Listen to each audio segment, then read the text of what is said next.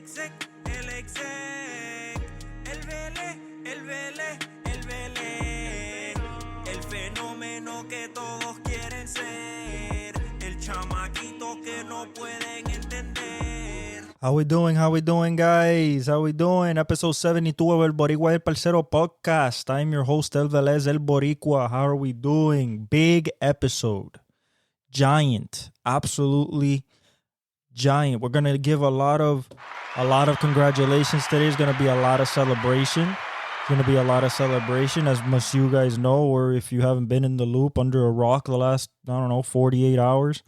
A lot of movement with the coaches, a lot of movement, a lot of people added to the list of stepped down, retired, mutually part ways. But, surprises for sure. People that we were expecting. We got to talk about the national championship. That seems like so long ago because of everything that's happened this week. We're going to talk about the John Morant injury. We're going to talk about how the Warriors have fallen off just as fast as they blew up.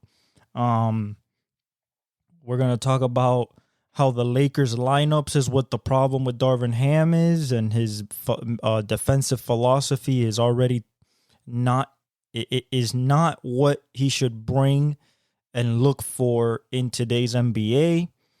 We're going to talk about Pete Carroll. We're going to talk about Mike Vrabel. We're going to talk about a lot of things. We're going to talk about the Chicago Bears, about if they did the right thing.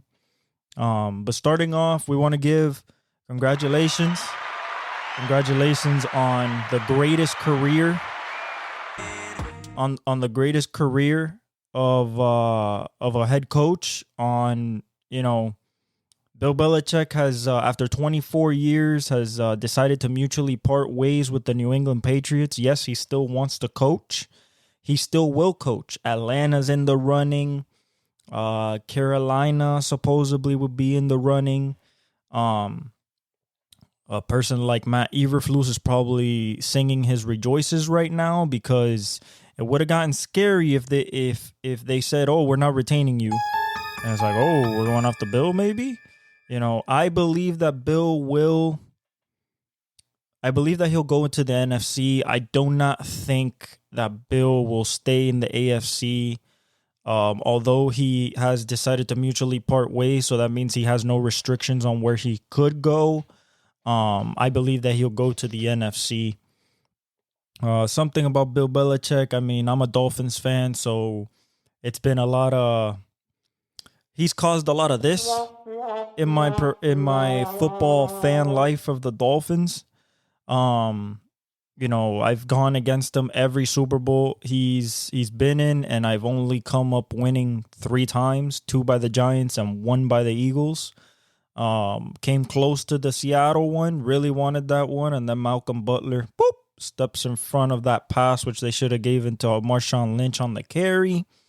But that's neither here nor there. We're also going to talk about the guy that was coaching that game on the other side. But shout out to Bill Belichick. He needs 15 more wins to tie Shula for the all-time record. He will go get it. It will take him probably 2-3 years. But overall, it's kind of sad to see the execute order 66. The guy that is known as Darth Sidious and the Empire and the Emperor in the NFL and all the memes. It was a hell of a run for 24 years, 6 Super Bowls, 9 Super Bowl appearances, and gonna go down as the greatest NFL coach of all time. Probably the winningest and the most successful for sure. On the same note, congratulations to Nick Saban, Saint Nick, old Saint Nick. 7 national championships, 4 crystal balls, 3 CFP titles in the 4-team era. He's retiring. He will stay around the school. He's going to help into the transition. He's going to be there for the new coach for advice. But hell of a run for Nick Saban as a University of Florida alum and a fan of, anybody else but Alabama because they were so dominant for so long. It is relieving, but at the same time, like I said, to see a goat walk away, and this is the goat of goats. This is the goat of college football. If you're talking about winning weeks being number one, SEC championships, conference championships, undefeated seasons, everything is, Nick Saban. He won his first championship at LSU, and then he rattled off 6 more with Alabama.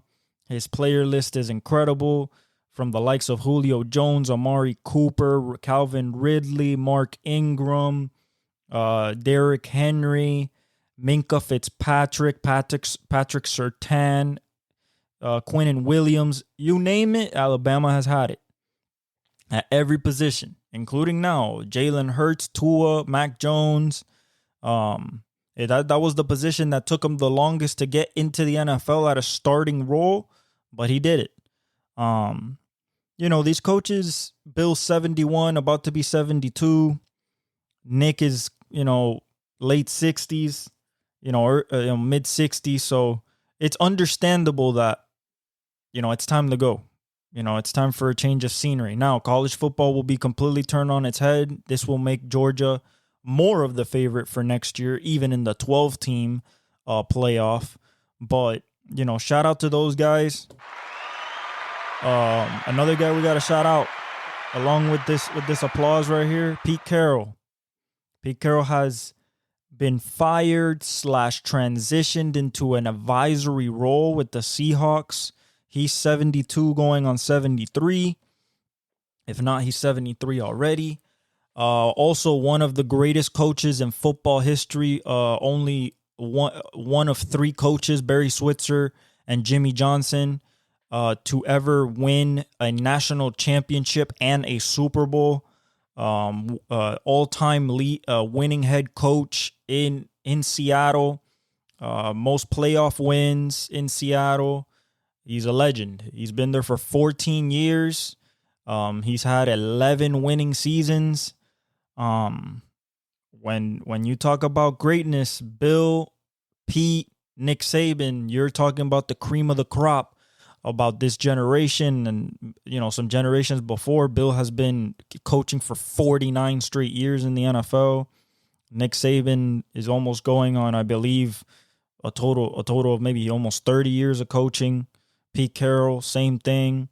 These are absolute legends that these teams and program are gonna never replace. They're not gonna find a guy as good as them. It goes for Bill Belichick, where he was also considered the greatest GM of all time because of the teams he put together.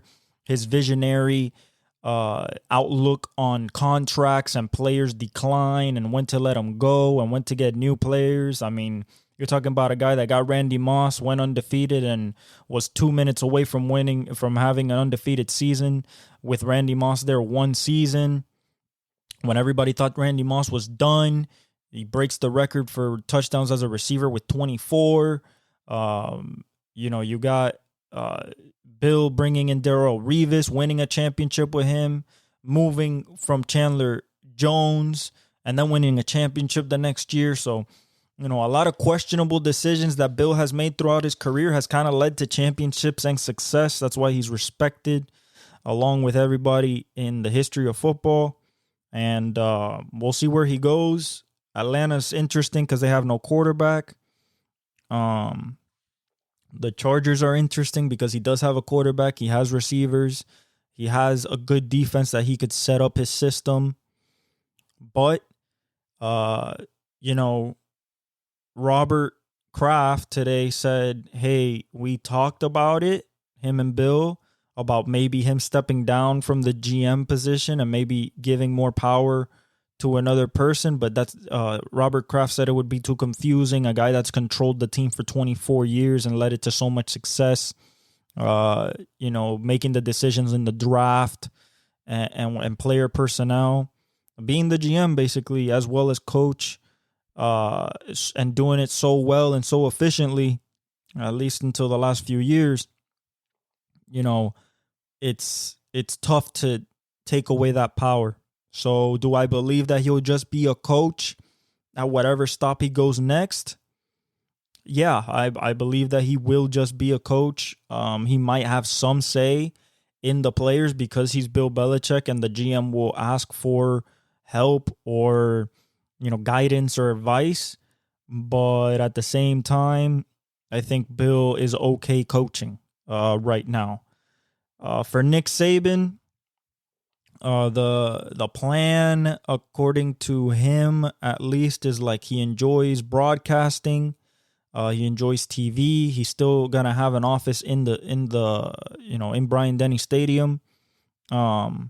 They can still go up to him and talk to him, and players can go, and coaches can go, and the new coach is gonna have him as a advisor that he can go to and answer questions and stuff like that. So he'll still be around the Alabama program. He's not completely retiring. And then Pete Carroll,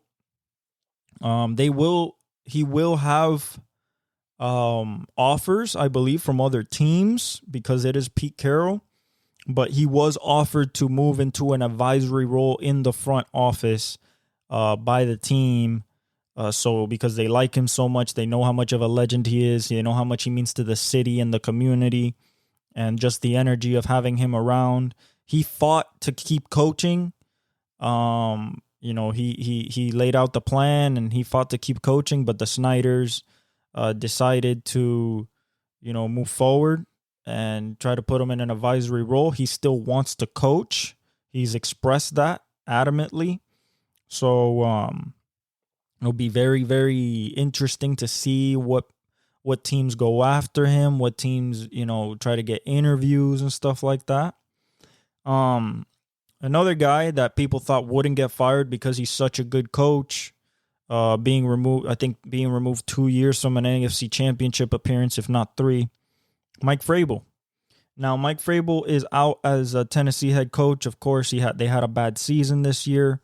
Derrick Henry's possibly leaving. Tannehill's out the door. So and the GM that is there now did not hire Vrabes. So another really good coach, still in his prime, respected. They asked him about the Patriots job. He said he wouldn't mind going back to New England.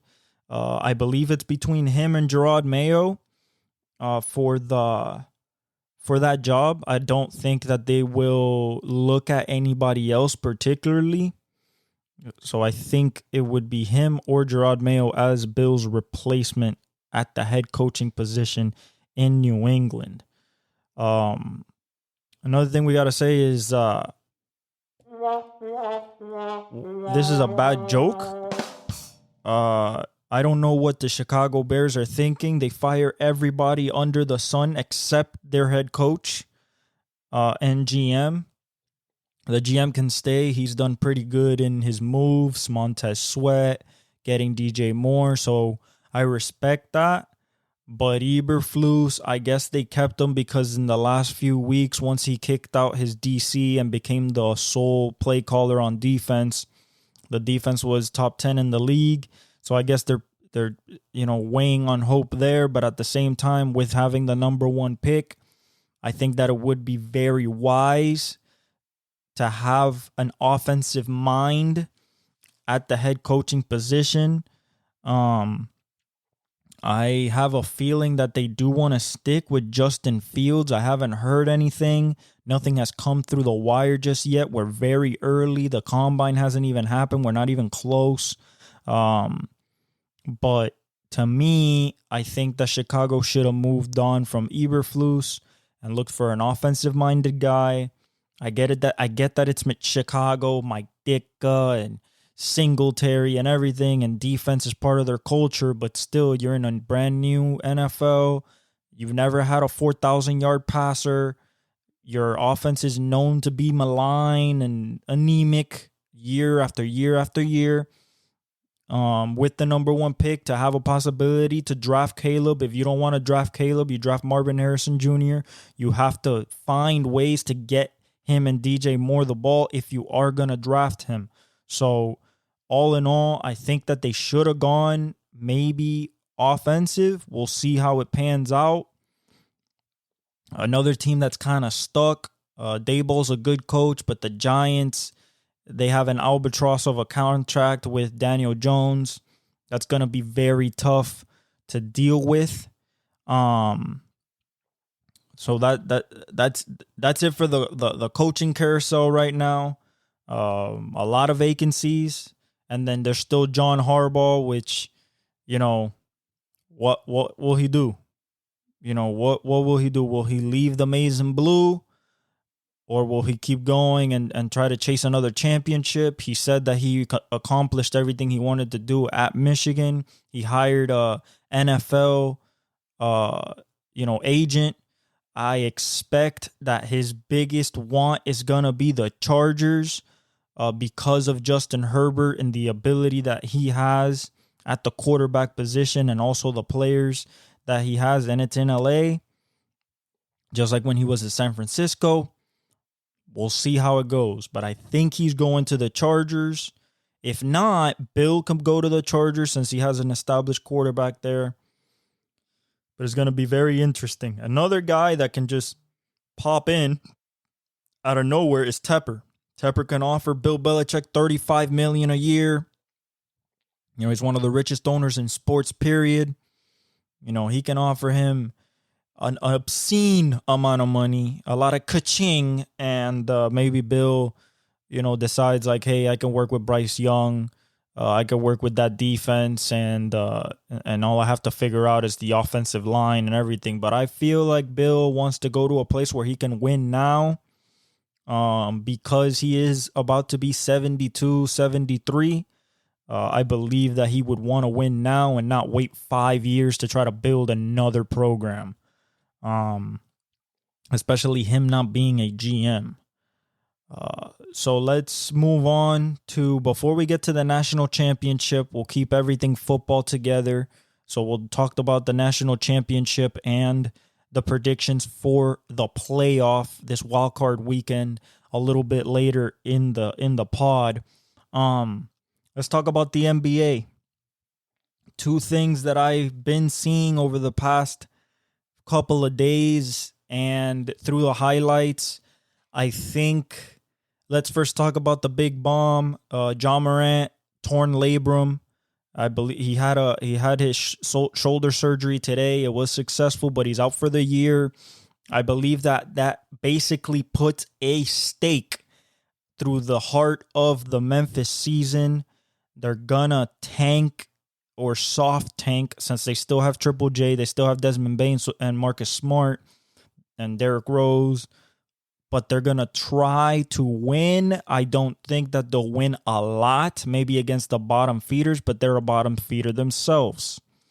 So, scary hours in Memphis, although it can turn into good thing if they, let's say they soft tank, get like a 5th pick, and maybe there's somebody good in the draft that they take, or they say, hey, let me pair up Bronny, Ja, and LeBron.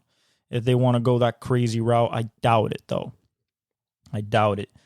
The other two big stories that I've seen through highlights and seeing Gilbert Arenas in Gil's Arena, Stephen A, and everybody talk about, because everybody talks about the Lakers, of course. But the other team that we have to talk about, one of my favorite teams in the NBA over the last, the dynasty started 2015. So over the last 9 years, almost a decade, and they were one of my favorite teams, even in 2008 when they had the We Believe team. It's the Golden State Warriors. They lost by 36 to the Pelicans yesterday. An absolute blowout, an embarrassment for an organization of that caliber. After the game, Steve Kerr said that people just lost the will to fight, lost the spirit of the team. Curry says that it's time to make some changes. So anything can happen with that team. It is time to, I believe, call it. I believe the dynasty is over. There is a new chapter in. I believe that they should build around the young guys, still keep Steph. But at this point, I think everybody is not untouchable. I believe that Draymond could be traded. I believe that Clay could be traded. Kuminga.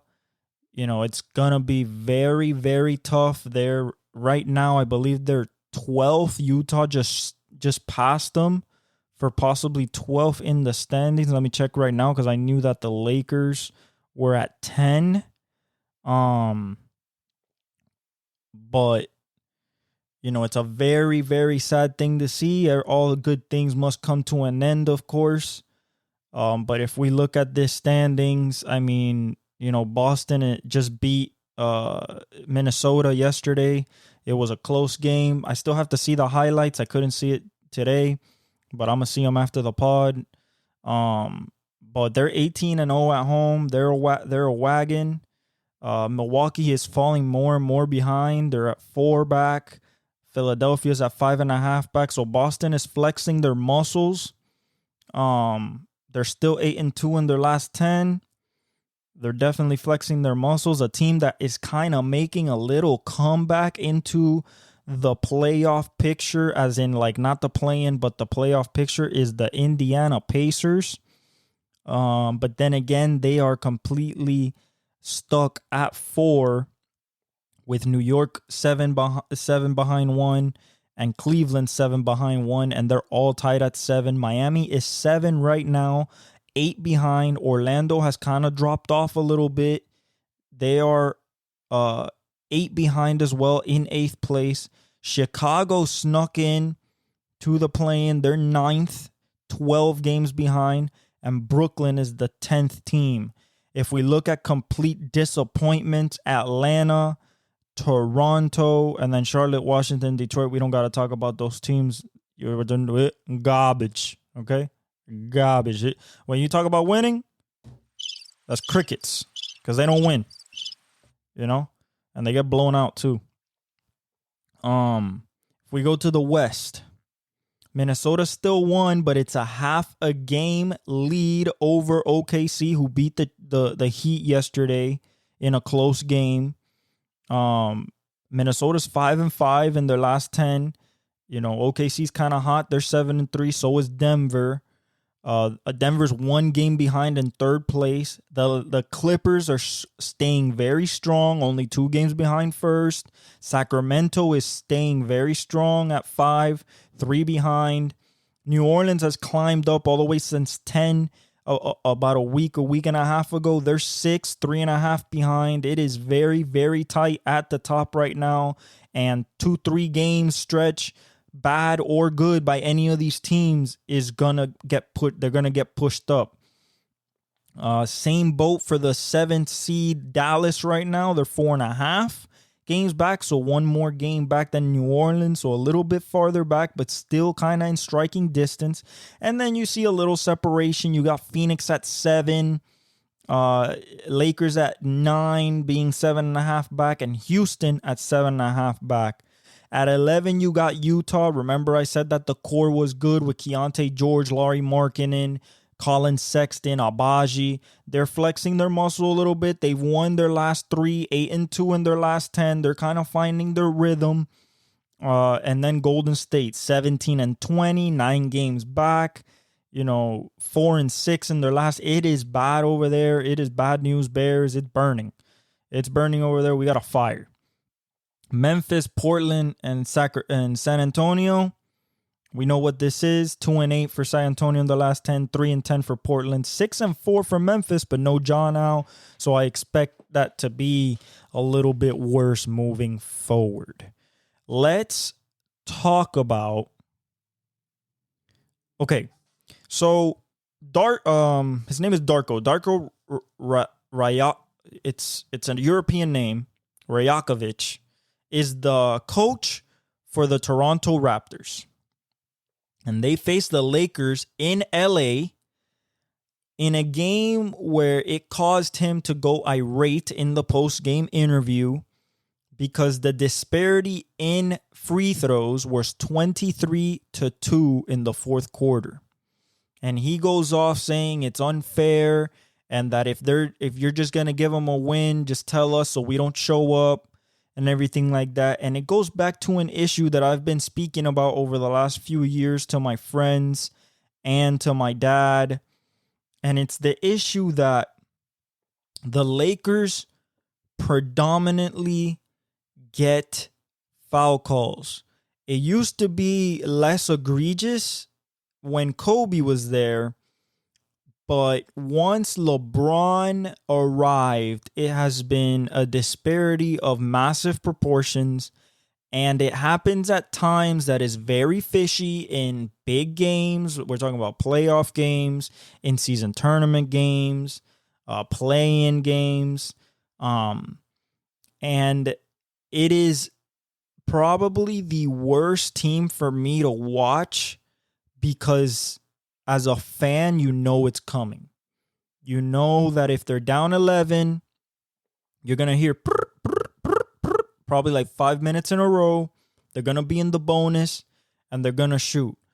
The defense of the Lakers by everybody is that, okay, Toronto plays everybody that's 6'8", their center's 6'8", so you can't cover AD.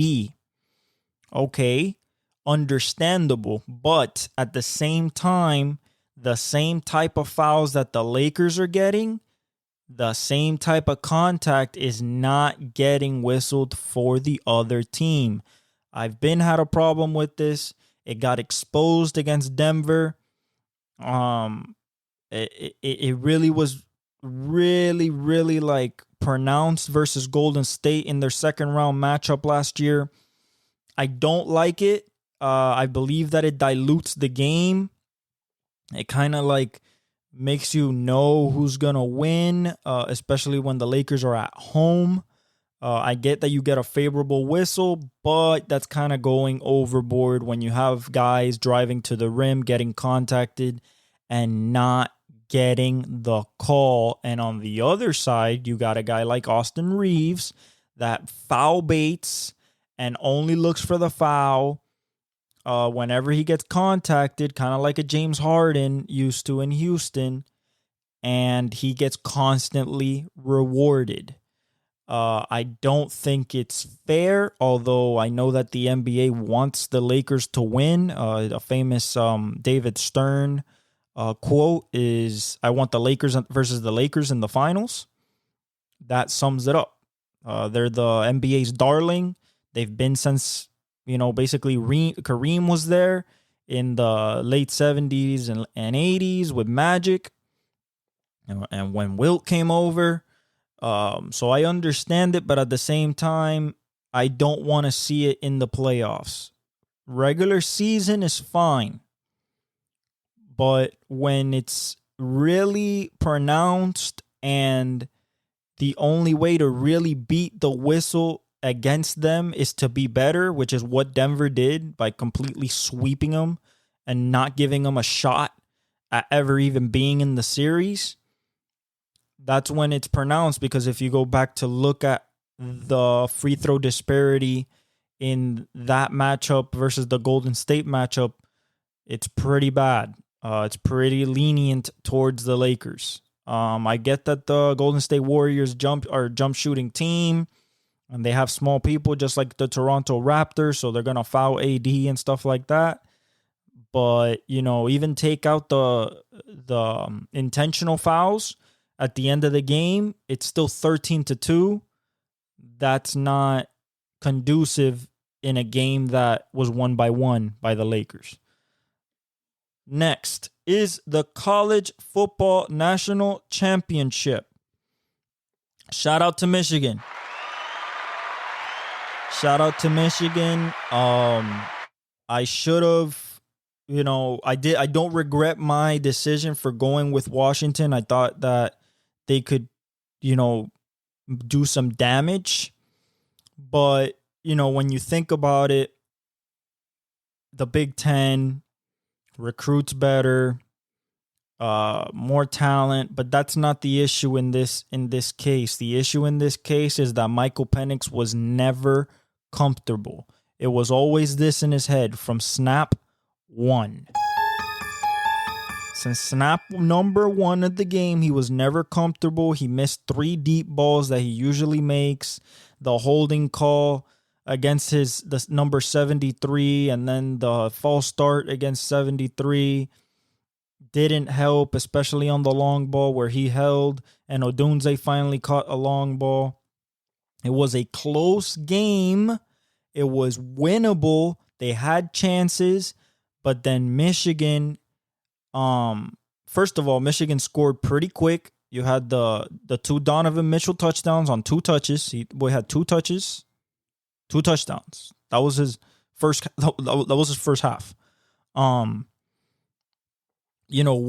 was the linebacker basically got sucked up inside, lost contain, and Donovan Edwards' vision. He cut outside and he was gone. His speed. And then the second one, it was his vision really.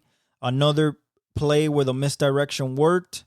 They overloaded the left side. They thought they were going left, and the hole opened up when they widened out the end. They got up to the linebacker. He trips, and there's nobody there. Those are the 2 touchdowns. And you have a great drive by Michael Penix to get to 14-7, and it was a struggle from there. So shout out to Michigan. Will this be the end of the Harbaugh era? It's been 10 years. He got him to the mountaintop. It was his alma mater. It's what he wanted to do. We will see in the next few days or weeks if the Chargers, like we said, might extend the contract to him, offer him more money. The Spanos family is not known for handing out money, especially to high-end coaches, as we saw with Daboll, and they picked Staley and went into this spiral that they've been. But Harbaugh is still a big, big question. I think Moore, the guy who took over when Harbaugh was suspended, Jerome, I think that he'll do great as a coach. I think that he's shown that he can conduct himself in the highest of stages, including Ohio State, Michigan, which is the game. I think that he will do great if Harbaugh decides to step down. As for Alabama, some people are saying Kirby Smart, but Kirby Smart already won 2 championships in Georgia. A lot of success, gonna dominate the SEC. I don't think that he should or would go back. Dan Lanning from Oregon, he made it very clear today that he's staying at Oregon. He likes that program. He likes the innovative side of it, of course. I mean, that's where Nike was founded, so I get it. He believes that he can recruit the best of the best. We saw that this year. They were pretty competitive. Couldn't beat Washington twice, but, really competitive and at least a CFP team next year for sure in the 12-team playoff format. But a great national championship. It was bittersweet because I picked Washington. I believe Michael Penix should have won the Heisman. It would have been a nice cap to end his career. I said after the game, I think his draft stock dropped a little bit. Some people say, hey, you just had a bad game against a really good defensive line. What I saw was, breaking down the film and how the replays were kind of set up. He had open receivers. He made a couple bad decisions. Now, that doesn't mean that J.J. McCarthy put up his draft stock. I think the biggest thing that he put his draft stock up was that run on 3rd down, deep in his own end in the 4th quarter. But as for them two, they did not really heighten their draft stock or might have hurt it a little bit with their performance. Blake Corum, shout out to him. Over 100 yards. Donovan Edwards went over 100 yards as well. Washington gave up more rushing yards in the first half than they had given up the whole season in any one game. You just saw a domination by a Michigan State D-line of that Washington O-line. They had them in confusion and pressure, and it was simulated pressure. They brought 4, but the simulated pressure speeds up Michael Penix's clock, so he overthrows. Odunze runs a wrong route, so it goes off of one hand. A lot of different things happened, but Penix got hurt again, ribs, arm. He could barely raise his right arm at the end of the game. Dylan Johnson got hurt first play of the game, was in and out, was not his explosive self. And Will Johnson, shout out to you. Definitely a number 1 corner at the next level from what I've seen, covering Odunze, McMillan, and Polk. Sainristil, shout out to you as well. You've been a leader on that team all year. You made the big play for Michigan against Ohio State. You made another big play, I believe, against Iowa. And also you made the tackle against Alabama on the 4th down. You were in there. So shout out to you. Shout out to that defense. And shout out to Harbaugh. Hell of a season, 15-0. Nobody can take that away from you. And shout out to the Michigan Wolverines, national champs. Woo! Let's see what happens next year when it's 12 teams, more games, and, the potentiality of real big upsets because any given Saturday. Now, let's move to the nitty-gritty. Super wild card weekend in the NFL. And I'm telling you guys, we're going to go through these games. We're going to break them down. Let me hit one more thing about the NBA. The Lakers lineups. I heard about it in Gil's Arena, with Gilbert Arenas. I've heard about it from different sources that I've been watching. Darvin Ham is a defensive-minded coach. What that means is that because he's a defensive-minded coach, he'll put LeBron and AD in the starting lineup, but the other 3 people are probably going to be defensive players. The problem with the Lakers is that even their defensive players are okay to above average on defense. However, you got to understand that in this NBA, in this era of the NBA, you need offense. And when 3 of your guys that you're starting, Cam Reddish, Vanderbilt, if it's not Reeves, it's he only starts 3 people that can shoot. Reliable. Taurean Prince, and that makes it very difficult for LeBron to drive, because if you're not helping on a shooter, if you're not helping on a guy like Austin Reeves, which is a good 3-point shooter, above 40%, relatively for the time that we've known him, and then other shooters on that team, they really don't use. Max Christie should be getting more minutes, possibly starting, because they need more offensive oomph. There is nobody helping and getting out of the paint for Vanderbilt, for Taurean Prince, for Cam Reddish. Like, these are people that don't even look at the rim. It's immediately get the ball, look for LeBron, look for AD. That makes it a lot tougher. And people are saying that, hey, if Darvin Ham's going to get canned, it's probably going to be because of this issue. His lineups are not conducive to winning. Their defense is great, but when it comes to scoring, it is very difficult, clunky at times. It's a lot of spray and pray from LeBron from 3. Hope that, Anthony Davis is dominating the boards, which he has. He has been dominating and scoring 30 and scoring, 40. But if you consistently expect that from your superstars on a day in, day out basis in the regular season, you're going to get to the postseason and you're going to fall on your face because without the proper amount of energy, you can't get through those 2 months. You can't get through those, 16 wins in order to, get the Larry O'Brien. So that's a little bit on the Lakers. Supposedly they're looking to trade people, but guess what? Also, according to Adrian Wojnarowski of ESPN, not a lot of people want what they have. Not a lot of people hold value for people that they have. So they're in a very tough spot. And yeah, they're 9th right now. They can bottom out, easily fall out of the play-in.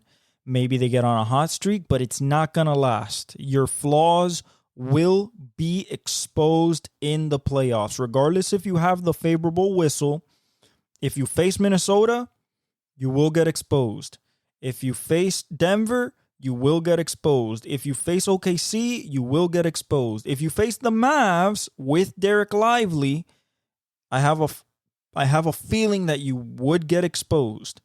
And if the Pelicans keep going how they're going, possible with Zion at his superstar number 1 level, you can also get exposed as well. But that's just a little bit more NBA. Shout out to Kawhi on the extension. I actually have the numbers here. I saved it in my X/Twitter. I bookmarked it because I knew I was going to talk about it. They gave him 3 years, $152.4 million contract extension, keeping him in contract through 2026-2027 season. This is very interesting because shout out to Kawhi. He's been playing great. He's been playing almost every game. So his injury bug has definitely disappeared, at least for this season. It's interesting because of how injury riddled he's been over the last 5-6 years. So 3 years is a heavy commitment. They're also trying to get an extension with Paul George. So we'll see how that goes. And I'm pretty sure that eventually James Harden will come up and ask for money, or they'll give him some. And then you have Russ to worry about as well. So, the Clippers are in a good spot. I feel like they have the best chance this year. They would still have to go through Denver.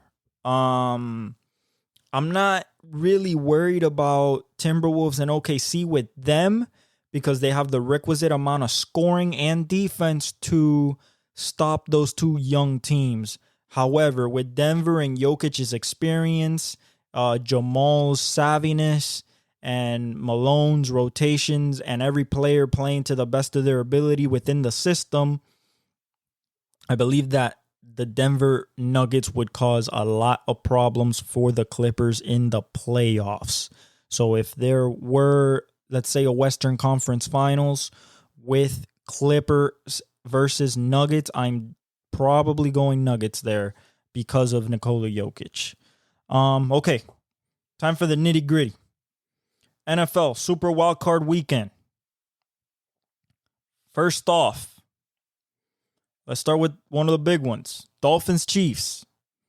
It's supposedly going to be in the stadium. 1 degree Fahrenheit. We all know that the Dolphins do not play well in inclement weather. Tua doesn't.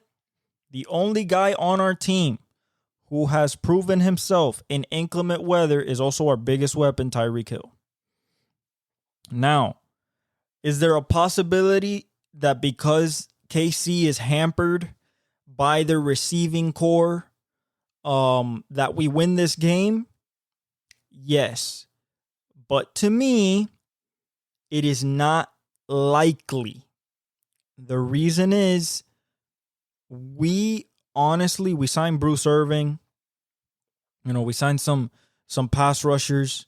We still have Emmanuel Ogbah and Melvin Ingram, but our rotation of pass rushers is not as strong as it was at the beginning of the season with Jalen Phillips, Bradley Chubb, and Everybody, Van Ginkel and Ogba, that was a good rotation. Also, we are facing one of the best defenses in the league when it comes to rushing the passer. Our offensive line has to be studs in the cold against Chris Jones and Karlaftis and Nadi. You know, they have good linebackers. They have a solid back end. And they're at home. And Chiefs Kingdom, when it comes to the playoffs, they get rowdy. Do we have a chance? Yes, we have a chance. Is it likely? I do not believe it's likely. I believe that KC, although this is a playoff game, so it will be close because I don't believe KC is going to go on an offensive explosion as they tend to do in the playoffs. I do not believe that the Dolphins have the requisite amount of defensive resources in order to control the time in the pocket or outside the pocket, outside a structure that you give Patrick Mahomes. I believe that Travis Kelce will try to make himself very, very, very pronounced in this game, show that he is still one of the best tight ends, if not the greatest tight end of all time. Especially when it comes to the playoffs. He's one of the best playoff weapons in the history of the NFL. So I believe KC has the coaching edge with Andy Reid, has the defensive edge with a healthier defense and a stronger defense overall over the year. And we're also missing Xavier, if I'm not mistaken. So with all that in mind, I'm going to pick KC here in a close one by a touchdown. The line right now is -5, -5 for the Chiefs. That line is respectable. It's respectable. The hometown advantage plus it's Mahomes. So that makes sense. But I'm going with Kansas City in that one because of the defensive edge and all the defensive injuries that we have, along with the fact that Raheem, Jalen, will they play? It is very, very interesting if they don't play. If they do play, we might have a little bit more of a chance. But then again, I'm not going against Pat Mahomes in the playoffs. I got to see the guy lose in the playoffs, especially the first game, before I can really, say that, oh, they've really lost it. They're in the playoffs, so they're the 3 seed. So I think that they're not going to roll, but they'll win. Next game, probably the toughest game to pick, Browns-Texans. Most interesting matchup besides the one we're going to get to later with all the history and all that. There's actually 2 of those. Browns-Texans in Houston. Now, it's kind of scary hours. It's kind of scary hours because CJ Stroud doesn't know what he doesn't know. Okay? He's a rookie quarterback with a rookie head coach that's had a great season, and he's shown that he is one of them ones. No Tank Dell. Only Nico Collins. We don't know about Noah Brown. We don't know about Robert Woods. And he's still going against the number 1 defense in the league. Going against the guy on the other side who has won a Super Bowl MVP, has won a Super Bowl, has gone on a run. And I believe this Browns team can go on a run as well. However, it is in Houston. The only thing that worries me about this Houston team is that defense. And the reason I say that is because Amari Cooper was uncoverable when they faced him earlier in the season.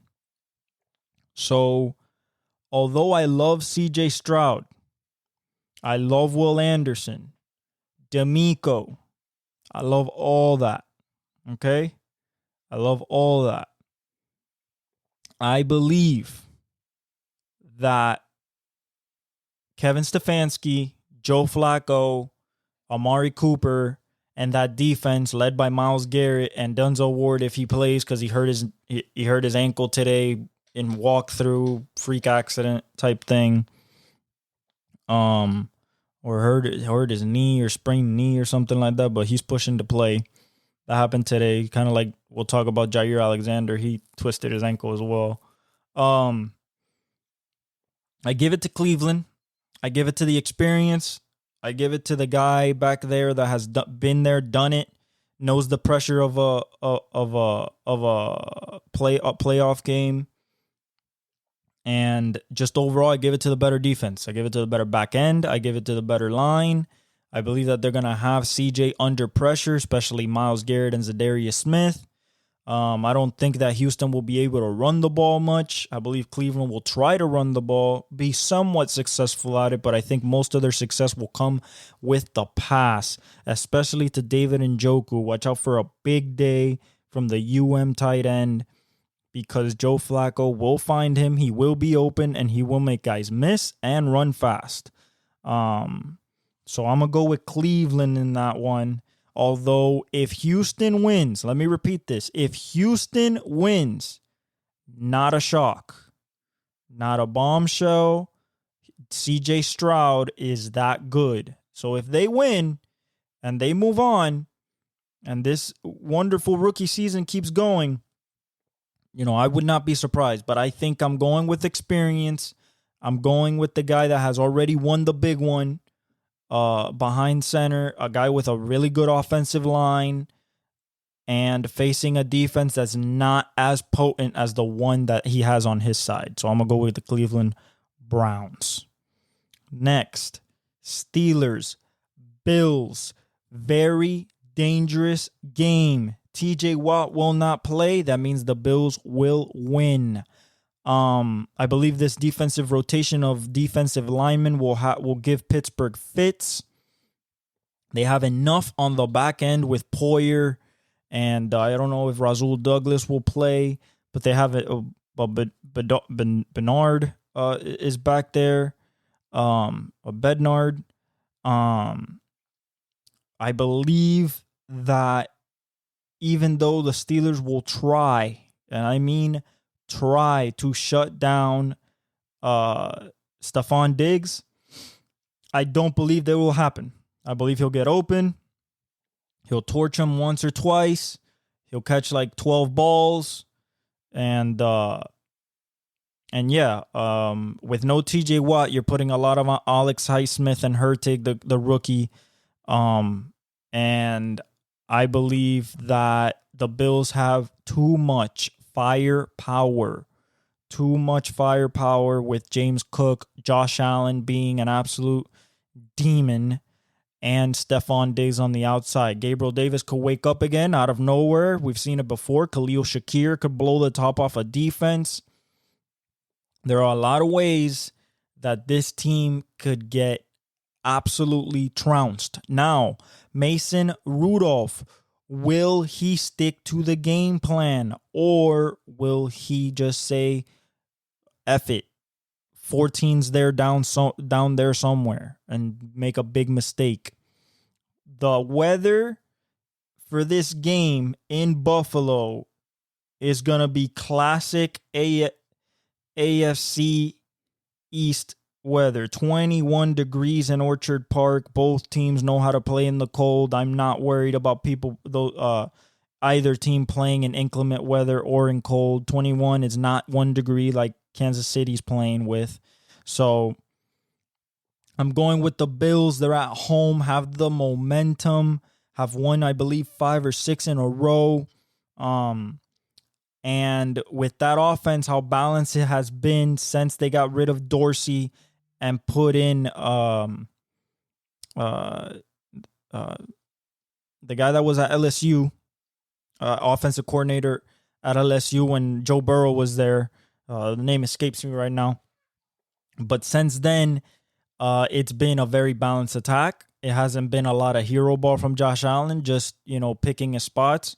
Will he throw a couple picks against the Steelers? Yes. Will the Steelers capitalize and be able to run the ball like they did the last 2 weeks? Absolutely not. The Steelers will face this, okay? There has been talks that Tomlin could possibly step down after this season, especially as if they lose this game and don't move forward. There has been talks that Tomlin could step down.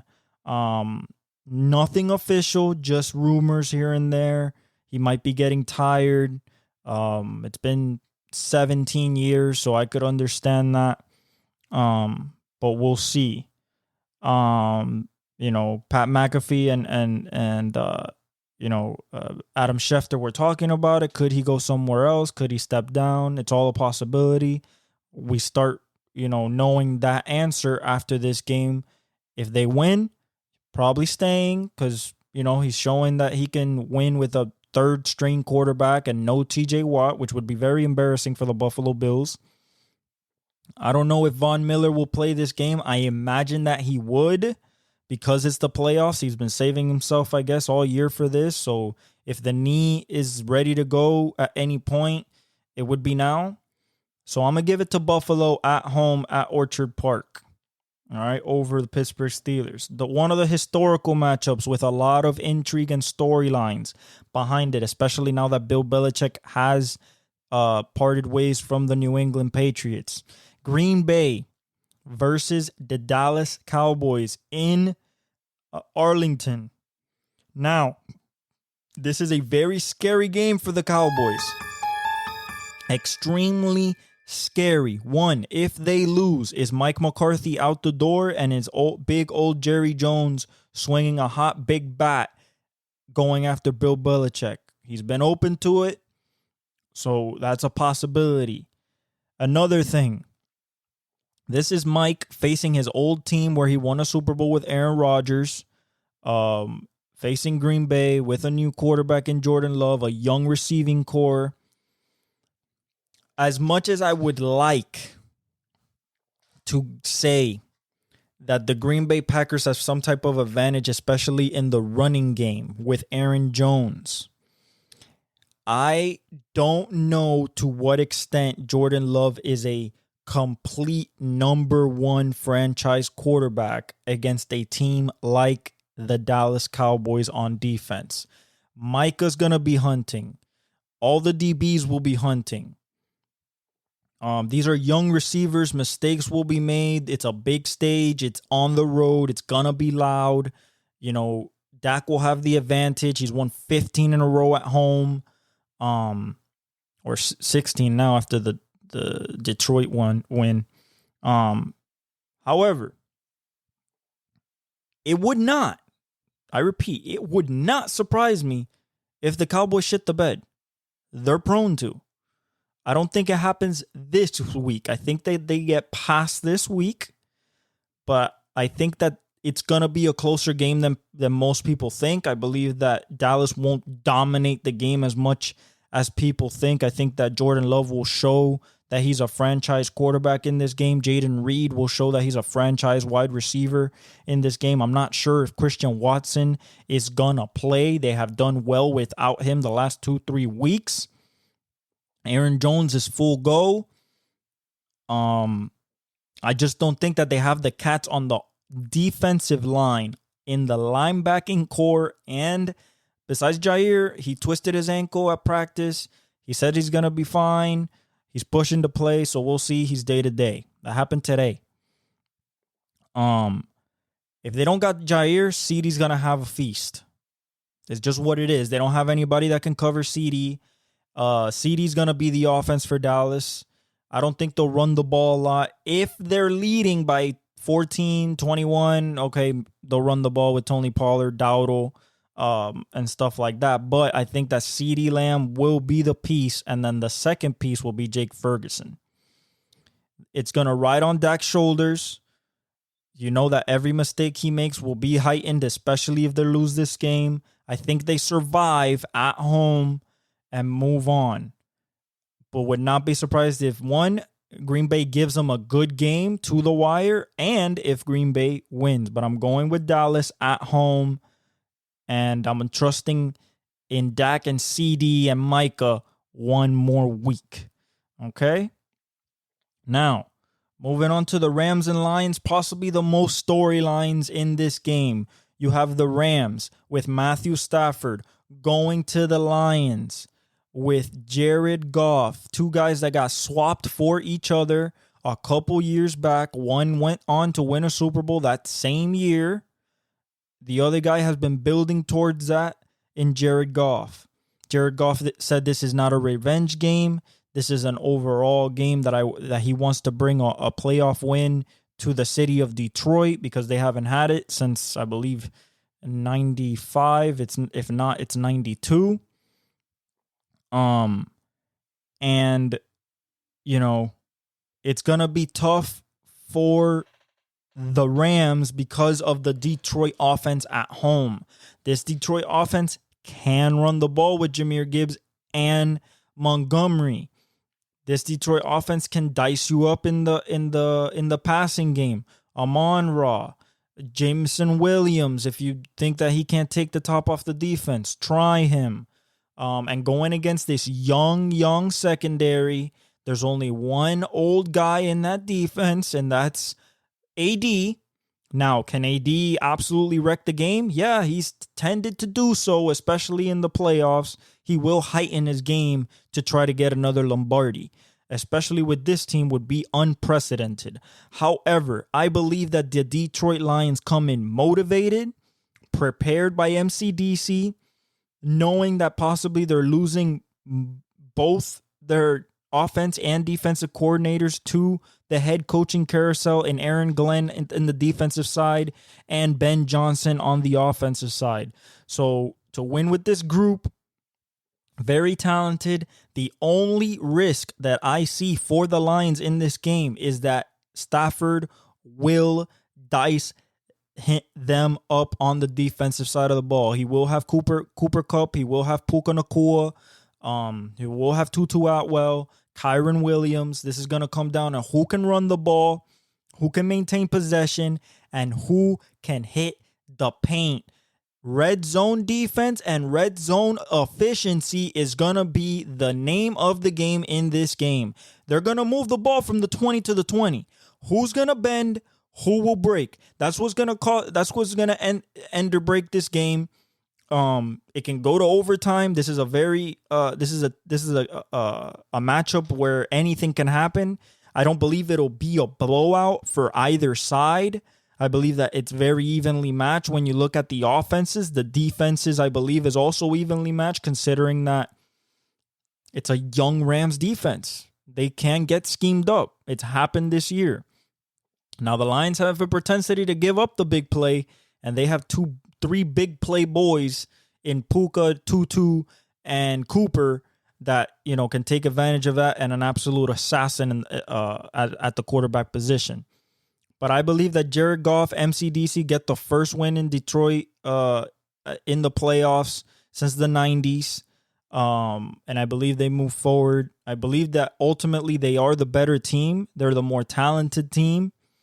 And I believe that MCDC gets it done at home and sends the Rams home. And McVay has to think about his career. And maybe Stafford starts thinking about his career. And AD thinks about his career a little bit more. He was close to retiring after the Super Bowl season.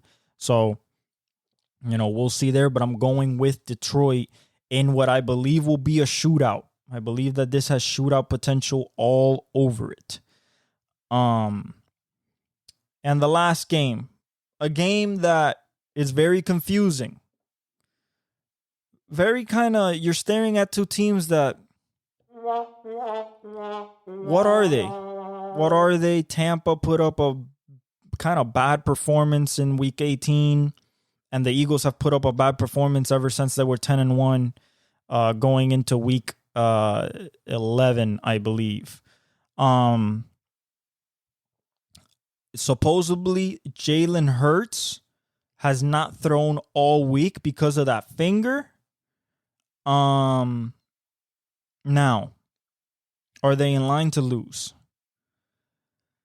It is very, very tough. The line is Eagles -3. That's nothing. That means it's basically a pick 'em. It's a toss up. I do believe that the Eagles have enough on offense to pour it on if they unlock the offense. But it is in Tampa. So you are in a hostile environment. You've been struggling in a slump. And that Jalen Hurts finger injury really is a cause to pause. And this is going to be very tough for me to say, but I believe that the Bucs pull out this game. I'm not sure about the Jalen Hurts injury. I feel like this defense, of course, can get got, and they have Mike Evans and Chris Godwin in order to get got. Darius Slay will play, so will James Bradbury, but at the same time, they've gotten gashed in the passing game over this little losing streak lull that they've had. So I believe that personally, it's going to be, I believe that the Tampa Bay Buccaneers are going to technically upset the Eagles because they were seen as the better team coming off the Super Bowl appearance last year. But I believe that Baker, Mike, and Chris are what takes this team to the next round next week. Philly, to me, smells of, defensive bust. And when it comes to taking advantage of a defensive bust, there's not many receivers better than Mike Evans.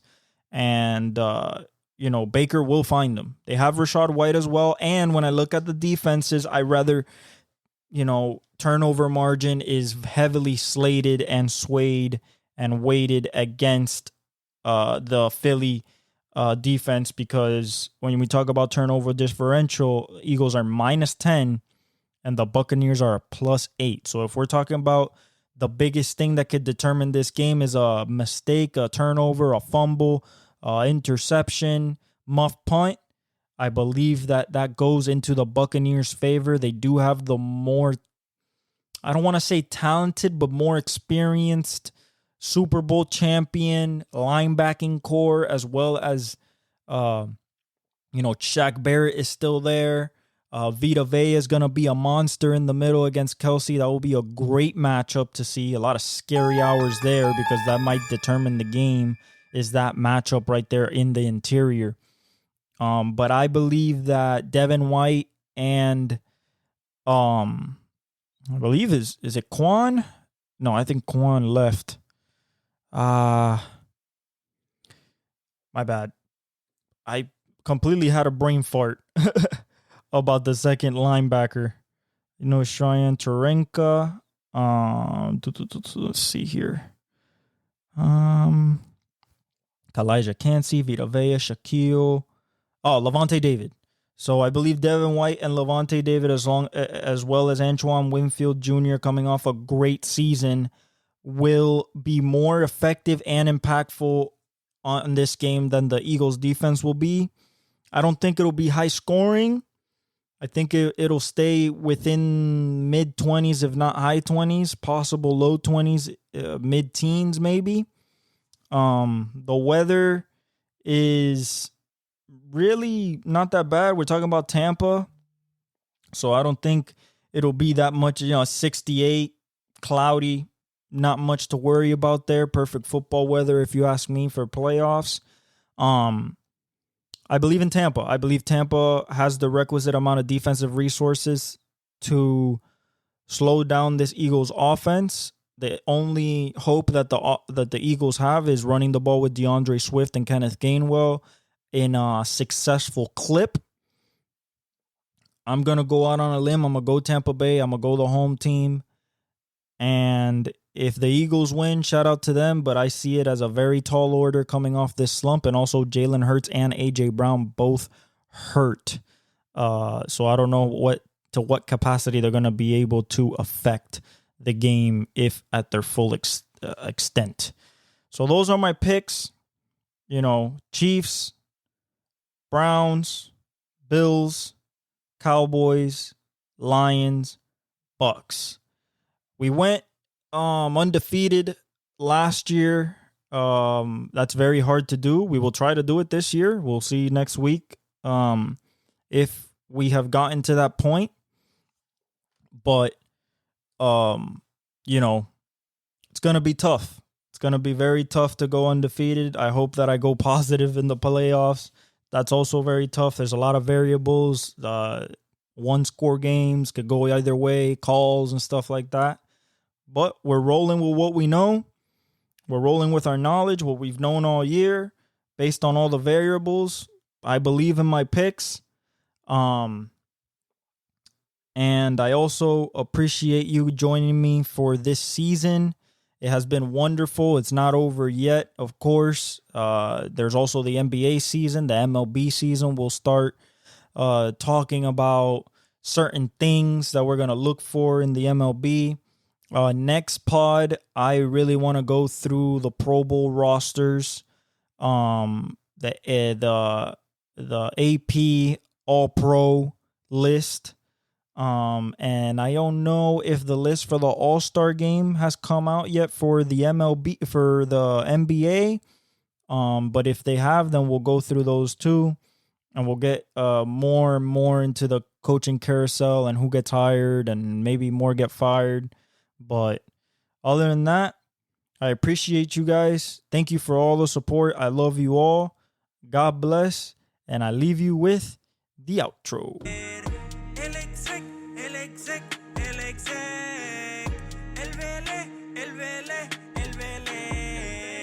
El fenómeno que todos quieren ser, el chamaquito que no puede